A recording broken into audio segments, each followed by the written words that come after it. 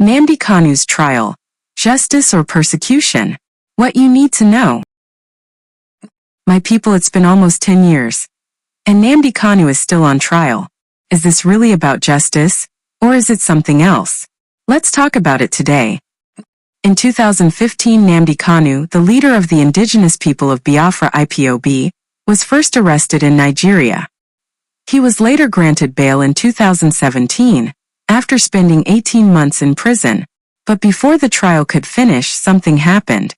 In 2017, the Nigerian army invaded his family home in Umuahia. Many of his followers died. Kanu escaped. Look at another residence of Nnamdi Kanu.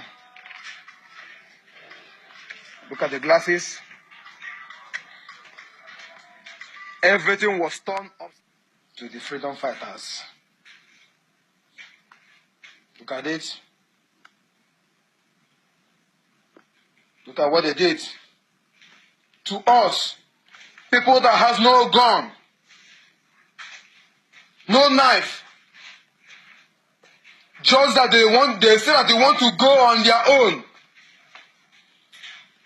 They want to be on their own.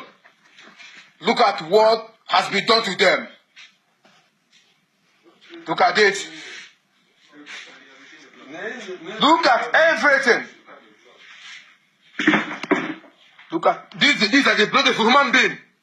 Look at the blood. Look at the blood of a human being. Look at the blood. Have you seen it?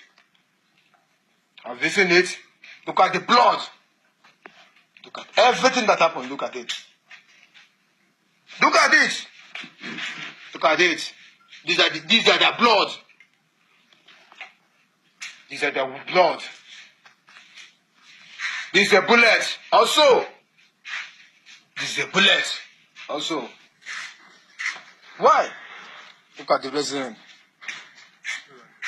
Look at the resident. Look at the resident. We have a dog. We have a dog here. They shot at the dog. Look at our director. Just look at this. How they destroyed everything. Look at it. Look at everything. And relax. Just look at everything. Supreme Court said I did not jump bail. My home was invaded. They came to kill me and I survived. They came to Kenya to kidnap me, brought me back to this country and seeking to try me, which the law says cannot happen. You cannot violate a treaty that Nigeria entered into and then hope to stand on that illegality to conduct a trial is not done anywhere in the world. And what happened in my case? Nobody had, there's no exception. No exception whatsoever. That's what the law says. Section 12 of the Constitution, what does it say? Any treaty ratified by Nigeria becomes law. It's law. You cannot change it. It doesn't matter what they do. All this shenanigans is just pure rubbish. Then in 2021, he was arrested again, this time in Kenya, and brought back to Nigeria secretly. Since then, he has been in the custody of the DSS. Kanu is facing 7 serious charges, like terrorism and treason. The trial has moved from one judge to another. In fact, 4 judges have handled the case already.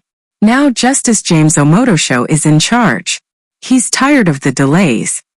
He just gave the federal government 6 days to finish their case. May 28, 29, June 6, 16, 18, and 19. But there's more to this story.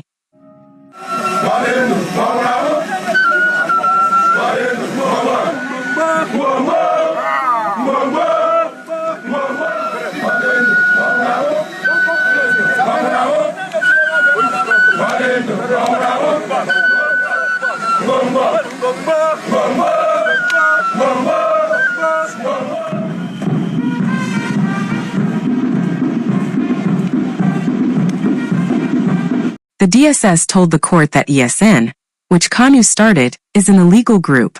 But the same DSS says Amotekun, the security group in the Southwest, is okay. Why the difference? Amotekun is supported by the state houses of assembly in Yoruba states. But ESN is not backed by any law, they say. So, my people, why is a security group in the Southwest legal? But one in the southeast is called a terrorist group? Same country, different rules. Kanu's lawyers are fighting back. They brought videos and reports to court, like the Lagos NSARS panel report. They want to prove that Kanu did not cause the violence during NSARS, and that he was only speaking up because government failed to protect the people. One video showed DSS Director General saying, "Communities must defend themselves." Speaking seriously about the practical approach to mobilizing to curb insecurity. As a matter of fact, the former head of state, General Ibrahim Badamasi Babangida, said, and I quote, "If we want to stop or curb this terrorism, we shall emulate the Azari example." And the people of Bogoro and some part of Tafawa Balewa, where the Sayawas are, rose up on one occasion. They knew their terrain better, climbed onto trees and mountains. And when the invaders came, they did not only repel them, they seized their weapons. And since then, you can attest to it that you hardly hear about Tafawa Balewa again. What I'm trying to say, the practical approach to mobilizing people, is that you have to get everyone involved. You do not expect the Nigerian Army, police, DSS, to protect every Nigerian or every community. It is not going to work. And that is the layer we have to start thinking about.